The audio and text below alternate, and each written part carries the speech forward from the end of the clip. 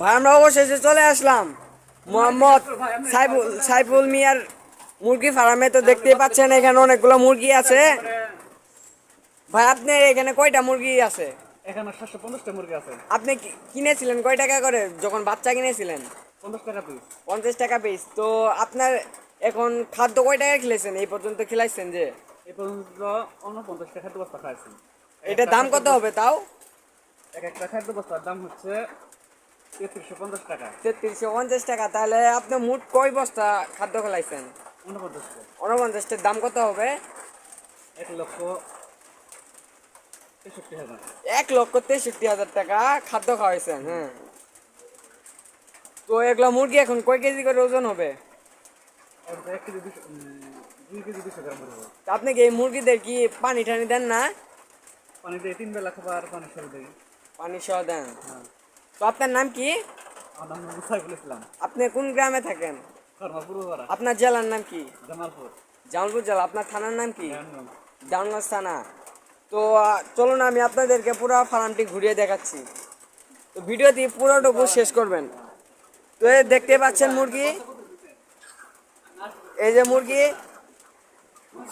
এই যে ভাই এটা হচ্ছে মুরগির একটা খাদ্য দেওয়ার একটা মেশিন, এইটা দিয়ে স্প্রে করে দেয়। তো দেখতেই পাচ্ছেন মুরগিরা খাদ্য খাচ্ছে। তো চলুন দেখাচ্ছি।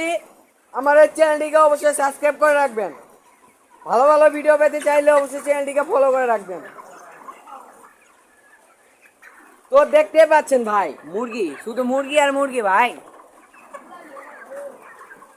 তো ভাই যেখানে যাই সেখানে শুধু মুরগি আর মুরগি। তো সে বলছে তার 800 মুরগি আছে, সে প্রতি মুরগি পিস 50 টাকা করে কিনেছে। সে খাদ্য খাওয়াইছে 1.5 লাখ টাকার এবং মুরগি কিনেছিল 50,000 টাকার।